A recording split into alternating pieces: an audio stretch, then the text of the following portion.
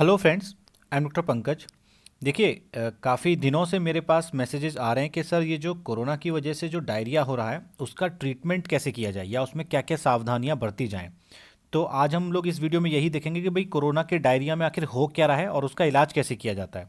तो देखिए, इस बार जो कोरोना का जो इन्फेक्शन है उसमें देखा जा रहा है कि लगभग 40% मरीजों को डायरिया यानी कि जिसे हम लोग हिंदी भाषा में बोलते हैं दस्त लगना देखा जा रहा है। जो कोरोना इन्फेक्शन लास्ट ईयर था, मतलब कि 2020 में जब ये शुरू में आया था, तो उस साल वाले जो वायरस के जो इन्फेक्शन में उतना डायरिया नहीं देखा जा रहा था जितना कि इस बार देखा जा रहा है। तो भाई इसमें और एक और बात देखी गई है कि ये जो ज़्यादातर जो दस्त लग रहे हैं उनमें महिलाएं ज़्यादा हैं, मतलब कि आपके फीमेल जो पेशेंट हैं वो ज़्यादा हैं। तो इसमें होता क्या है? देखिए, जो कोरोना में जो डायरिया होता है वो अक्सर क्या होता है कि 4 से 5 बार दिन में लगभग लेटरिन जाता है इंसान जो मरीज होता है। और अक्सर देखा जा रहा है कि उसका जो स्टूल होता है, जो लेटरिन होती है, वो अक्सर पतली होती है। ऐसा कमी देखा गया है कि लेटरिन एकदम पानी जैसी हो रही है। हालांकि ऐसा ऐसा भी देखा गया है कि कुछ मरीज बोलते हैं कि सर हमें बिल्कुल एकदम पानी जैसा स्टूल निकलता है, तो वो भी देखा गया है। बट ज़्यादातर केसेस में मरीज 4 से 5 बार अपना लेटरिन जाता है और उसको अक्सर जो लेटरिन है पतली होती है। तो इसमें हम लोगों ने जो देखा है अभी तक उसके हिसाब से जो जो ये जो कोरोना का डायरिया है, ये लगभग 5 से 14 दिन में, मतलब कि 2 वीक के अंदर, 2 हफ्तों के अंदर ये ऐसे ही ठीक हो जाता है। तो किसी इंसान के अंदर देखा है कि 5 दिन में ठीक हुआ, किसी के अंदर 7 दिन में ठीक हुआ, पर अक्सर देखा है कि 14 दिन में तो 2 हफ्ते में लगभग ये ठीक हो ही जाता है। ऐसा काफ़ी कम ही देखा गया है कि ये 2 हफ्ते से ज़्यादा लगाए ठीक होने के लिए। अच्छा, इसमें जो सबसे ज़रूरी बात है जो मरीज़ को ध्यान रखनी है वो ये है कि उसे जो अपने शरीर में ना पानी की जो कमी नहीं होने देना है। क्योंकि होता क्या है कि जब किसी को डायरिया होता है तो उसको स्टूल पास करता है बार बार, उसको लेटरिन आती है, और लेटरिन जब पतली होगी तो उसमें काफ़ी फ्लूइड निकलेगा, पानी निकलेगा। तो उसकी वजह से उस पेशेंट के जो शरीर में पानी की जो है काफ़ी कमी हो जाएगी। अब जब वाटर की जब कमी हो जाएगी, पानी की जब कमी हो जाएगी, तो भाई उसको पानी पीना भी तो है। तो लिक्विड उसको बाहर से लेना भी, अगर वो लिक्विड नहीं लेगा तो उसके शरीर में पानी की कमी हो जाएगी, जिसकी वजह से सारे साइन सिम्टम या फिर लक्षण आएंगे। तो इसके लिए करना क्या है? तो इसके लिए सबसे अच्छी चीज़ जो मार्केट में अवेलेबल है वो है ओआरएस। अब ओआरएस का जो घोल है उसको लगभग, हमारा ही मानना है कि भाई एक दिन में जिस मरीज को डायरिया हो रहा है 3 से 5 लीटर ओआरएस का सेवन उसको करना ही चाहिए। और अगर सपोज कीजिए कि आप ओआरएस आपको अच्छा नहीं लग रहा है, या आपने 2 लीटर ओआरएस पी लिया, अब ओआरएस पीने का मन नहीं है, तो अब क्या किया जाए? तो उसके बाद आपको क्या करना है कि आप और भी लिक्विड ले सकते हैं, जैसे कि नारियल का पानी होता है, या आप चाहो तो केवल पानी भी पी सकते हो, दाल का पानी पी सकते हो। बस आपको किसी न किसी फॉर्म में आपको लिक्विड डाइट जो है वो लेनी है, और लगभग जो आपको ये जो लिक्विड है कम से कम 3 से 5 लीटर पर डे आपको ये फ्लूइड लेना ही लेना है। उसके बाद एक बात हमेशा याद रखें, ये जो कोरोना है ना, ये वायरस है। ये ना तो कोई बैक्टीरिया है, ना ही ये कोई फंगस है, ये एक वायरस है। तो जो वायरस से जो इसमें होता क्या है कि भाई देखो, इसमें वायरस आया, वायरस ने इंसान को इन्फेक्ट किया। अब ये जो डायरिया है ये वायरस से हो रहा है। तो जो मरीज की जो हालत खराब होती है ना इस डायरिया में, वो वायरस की वजह से नहीं होती। वायरस तो अपना मल्टीप्लाई करके 9 से 10 दिन में आपके शरीर से वायरस बाहर निकल जाएगा, ठीक है। बट होता क्या है कि इसमें इंसान के शरीर के अंदर जो है ना, जो डायरिया होता है, उसकी वजह से जो पानी की जो कमी होती है, उसकी वजह से ही मरीज की हालत खराब होती है। और या जिसकी भी मृत्यु होगी उसका कारण यही होगा कि उसके शरीर में पानी की कमी हो जाएगी। अगर आप उस पानी की कमी को ना होने दें, किसी भी तरीके से उसको बचा लें, तो ये पक्का है कि आपको बहुत ज़्यादा सीरियस इलनेस नहीं होने वाली है। तो सबसे पहली बात क्या है इसमें? सबसे पहली बात ध्यान रखनी है कि जब भी आपको कोरोना का डायरिया होता है, आपको सबसे पहले जो निकटतम डॉक्टर है उससे संपर्क करना है। अब चाहे वो सरकारी डॉक्टर हो, चाहे वो कोई प्राइवेट डॉक्टर हो, चाहे वो कोई कोविड हॉस्पिटल हो, आपको जाके वहाँ बताना है कि मुझे ऐसे ऐसे सिम्टम्स आ रहे हैं। तो वो उसके हिसाब से आपको कुछ ब्लड टेस्ट या फिर जो भी उन्हें टेस्ट करवाने होंगे वो आपको वो कुछ टेस्ट करवा लेंगे, जो कि बहुत ज़रूरी होता है। देखिए, कुछ लोग बोलते हैं कि जब इतना ही है तो सर हम आपका वीडियो को देख रहे हैं। देखिए, वीडियो हम बस इसलिए बनाते हैं एक एजुकेशनल पर्पज़ के लिए कि लोगों को पता लगे आखिर हो क्या रहा है।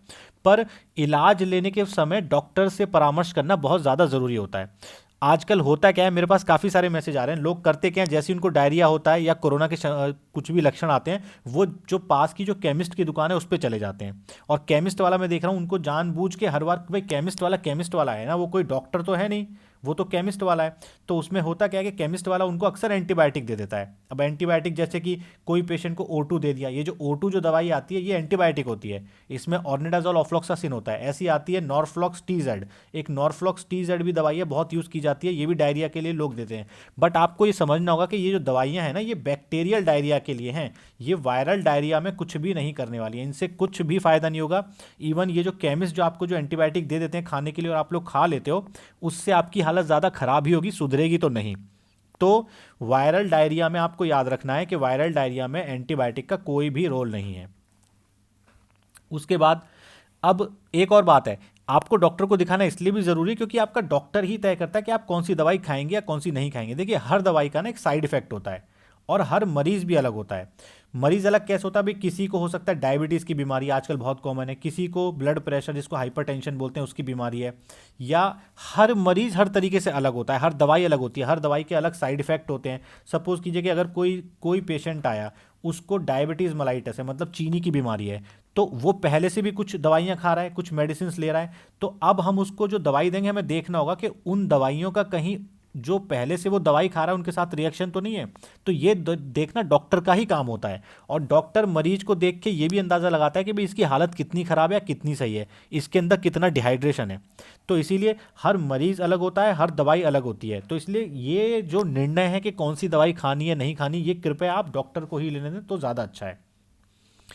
उसके बाद अब हम यहाँ पे कुछ दवाइयाँ हम यहाँ पे डिस्कस करेंगे, और मैं आपको बता देना चाहता हूँ कि ये दवाइयाँ अपने से मत खाइएगा। ये जो वीडियो है एक एजुकेशनल वीडियो है, तो बस ये आपको एक बताने के लिए, रफ आइडिया देने के लिए कि कौन कौन सी दवाइयाँ इसमें दी जाती हैं। तो सबसे पहले एक दवाई है पेंटोप्राजोल DSR। ये डिफरेंट डिफरेंट ब्रांड नेम से आती है, पेंटॉप DSR, पेंटोसिड DSR। तो ये इसमें क्या होता है, ये एक देसी भाषा में बोली जाए तो गैस की दवाई होती है जो कि पेट में गैस को कम करती है। तो ये हमेशा सुबह खाली पेट लेनी चाहिए।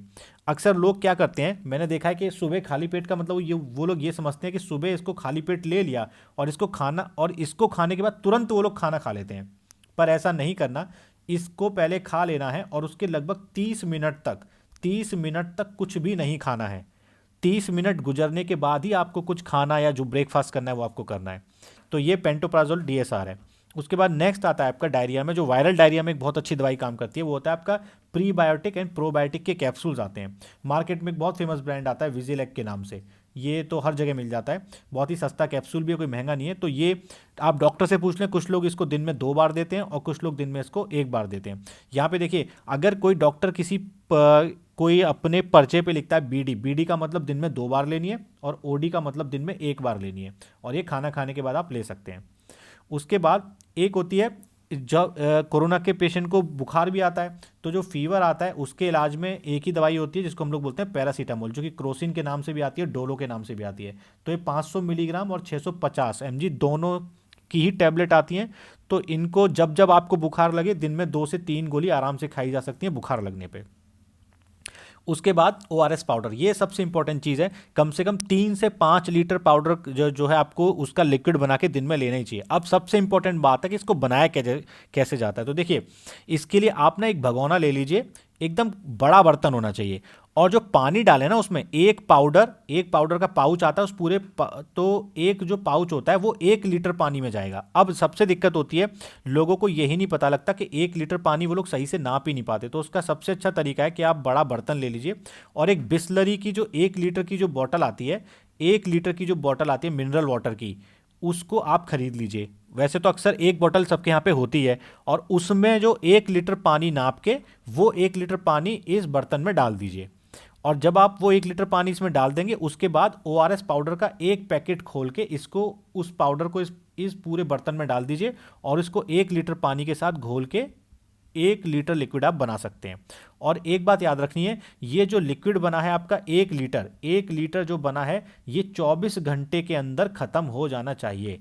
ये जो ORS का जो घोल है ये 24 घंटे तक ही ठीक रहता है। 24 घंटे के बाद अगर कुछ बच गया है तो आपको उसको फेंक देना, उसको यूज़ नहीं करना। अच्छा, मार्केट में आजकल क्या होता है कि जैसे कि फ्रूटी आता है, कोल्ड ड्रिंक आती है, उसी तरीके से ORS का भी फ्रूटी टाइप का पैक आता है, टेट्रा पैक बोलते हैं ORS का। आप चाहें तो उसको भी ले सकते हैं, पर फिर भी मैं रिकमेंड करूंगा कि ये जो 1 लीटर पानी में जो घोल के बनाया जाता है ORS, वो ज़्यादा बेटर रहता है। तो ये ORS बनाने का तरीका है। और हमेशा याद रखें 1 लीटर जो ORS आपने बनाया उसको 24 घंटे मतलब कि 1 दिन के अंदर यूज़ कर लेना है, उससे ज़्यादा उसको नहीं यूज़ करना, अगर है तो उसको फेंक देना है। उसके बाद एक कुछ लोगों को बहुत सीवियर डायरिया होता है, पानी जैसा डायरिया रुक ही नहीं रहा, उस केस में डॉक्टर अक्सर एक दवाई यूज़ करते हैं जो है रेसिकाडोट्रिल। ये 100 मिलीग्राम की टैबलेट होती है जो दिन में 3 बार दी जाती है। तो अगर इसको देखा जाता है अगर 2 दिन तक भी दे देते हैं तो डायरिया आराम से रुक जाता है। पर देखिए ये दवाई आप अपने से यूज़ ना करें क्योंकि इसके कुछ साइड इफ़ेक्ट होते हैं। ये ऐसे मरीज हो जिनको की लीवर की कुछ दिक्कत है या किडनी की कुछ दिक्कत है उनको नहीं दी जाती है, या डॉक्टर के द्वारा उनको चेक करके ही दी जाती है। इससे ना और भी दिक्कतें होती हैं, जैसे कि बॉडी पे आपको रैशेज आ जाएंगे उससे और रिएक्शन हो जाएगी, तो इसीलिए इस दवाई को खुद से ना लें। उसके बाद एक और दवाई है जिसको बोलते हैं ऑनडेन टैबलेट। ऑनडेम आती है 4 mg की, तो ये उल्टी की टैबलेट होती है, तो जब भी उल्टी लगे दिन में 1 या 2 टैबलेट आराम से ली जा सकती है। तो ये एक रफ आइडिया था कि कौन सी दवाई हम लोग इस डायरिया में यूज़ करते हैं। उसके बाद बहुत सारे व्यूअर्स ने मुझसे क्वेश्चन पूछा सर हम खाएं क्या। तो देखिए ऐसा कोई रूल नहीं है क्या खाना है कि नहीं, पर हम लोगों ने देखा है कि जब इस तरीके का डायरिया होता है तो उसमें दूध कॉफ़ी चाय थोड़ा सा अवॉइड करना चाहिए, उनका सेवन नहीं करना चाहिए। और क्या, आप हल्का खाना लें। हल्का खाना मतलब कि आप दाल लें, दाल के साथ आप 1-2 रोटी ले लीजिए, रोटी के बाद आप राइस चावल ले सकते हैं, दलिया ले सकते हैं। उसके बाद दही खाएं, दही पेट के लिए बहुत अच्छा होता है, दही का सेवन एकदम करें, उसमें कोई दिक्कत नहीं। उसके अलावा आप फ्रूट्स ले सकते हैं, फ्रूट्स में आप केला ले सकते हैं, सेब ले सकते हैं, जो भी मन करे आपका आप ले सकते हैं, पर हल्का खाना खाएं। ऐसा कोई खास रूल नहीं है कि क्या खाएं क्या नहीं खाएं, ज़्यादा तेल चिकनाई का खाना ना खाएं। अच्छा, मुझे काफ़ी सारे लोग व्यूअर्स मुझे मैसेज भी करते हैं कि सर हमें डॉक्टर से हमें बात ही नहीं हो पा रही, हमें डॉक्टर मिल ही नहीं पा रहा। तो मैं आपसे बोलूँगा कि जिसको डॉक्टर नहीं मिल पा रहा है, समस्या है, तो वो नीचे कमेंट बॉक्स में अपनी इन्फॉर्मेशन हमारे साथ शेयर कर दे, जिसमें नाम उसका क्या है, उम्र क्या है, पहले से क्या बीमारी है और उनको अभी क्या समस्या है। और अगर उनके पास बीपी है, बीपी का अगर उनके पास डेटा है, पल्स रेट है और SpO2 अगर उन्होंने मेज़र किया है तो वो भी लिख दे। उससे हमें एक आइडिया लग जाएगा कि मरीज़ को दिक्कत क्या है। तो उसके बाद हमारी टीम आपसे संपर्क कर लेगी और एक अपॉइंटमेंट दे देगी और आप हमसे बात कर सकते हैं, और हम चाहें तो आपको वीडियो कॉल पे भी कंसल्टेशन दे देंगे। अच्छा, एक बात और है, जब पेशेंट को डायरिया होगा, अगर आपके पेशेंट को डायरिया है तो उसमें आप ये ORS वगैरह तो सब देना ही देना है, उसके साथ आपको उसकी मॉनिटरिंग भी करनी है। जब भी देखो, जब पेशेंट को डायरिया होता है तो वो बार बार स्टूल पास करता है, मतलब वो बार बार पॉटी जाता है, लेटरिन करता है, तो उसमें उसका काफ़ी ना, उसमें उसका काफ़ी सारा फ्लूइड लॉस हो जाता है उसके शरीर से, काफ़ी सारा पानी जो होता है, काफ़ी सारा फ्लूइड जो होता है उसके शरीर से लॉस हो जाता है। तो उसमें क्या होता है, जब भी फ्लूइड लॉस होगा तो पेशेंट का बीपी ना कम होने की हमेशा आशंका रहती है। हालांकि ऐसा कम देखा जा रहा है कि कोरोना के पेशेंट में इतना दिक्कत नहीं आ रहा है, उतना डिहाइड्रेशन नहीं हो रहा है, पर बीपी आप मॉनिटर, अगर बीपी किसी पेशेंट का कम होता है तो इसका मतलब उसके अंदर पानी की बहुत ज़्यादा कमी है, उसको आपको हॉस्पिटल ले जाना पड़ेगा, हो सकता है उसको आईवी फ्लूइड उसको लगाना पड़े। तो ये भी एक बहुत इंपॉर्टेंट चीज़ है। उसके बाद आप उसकी पल्स रेट भी आप उसकी मेज़र कर सकते हैं। और क्या देखेंगे आप उसको कि कोरोना का मरीज़ है तो उसका SpO2, जो उसका ऑक्सीजन सेचुरेशन है, जो हम लोग पल्स ऑक्सीमीटर से देखते हैं, वो देखना बहुत इंपॉर्टेंट चीज़ है। तो जिसको हम लोग वाइटल्स बोलते हैं, आप मेरे पुराने वीडियोस देखेंगे तो मैंने उसमें बताया कि पेशेंट के वाइटल्स क्या क्या होते हैं, तो वो हमेशा मॉनिटर करके लिखते रहना है, क्योंकि उसी से आपको पता लगेगा कि कम मरीज़ की आपकी तबीयत खराब होने वाली है। उसका टेम्परेचर भी आपको मेज़र करते रहना है। तो ये कुछ इंपॉर्टेंट चीज़ें हैं जो आप करके कोरोना के डायरिया को आराम से ठीक कर सकते हैं। और प्लीज़ मेरी एक बात याद रखिए कि किसी भी केमिस्ट के पास जाके फालतू में दवाई मत दीजिए, उनको आइडिया नहीं है क्या देना है, वो लोग डॉक्टर्स नहीं है, वो ज़्यादातर पेशेंट को एंटीबायोटिक्स दे देते हैं, जिससे वो कोरोना का डायरिया ठीक होने के बजाय और ख़राब हो जाता है। तो वो बिल्कुल नहीं करना है। आप प्लीज़ एक डॉक्टर से संपर्क करें जिससे कि आपका सही समय पर सही इलाज हो। तो इस वीडियो को यहीं पर एंड करते हैं। Thanks for watching my video.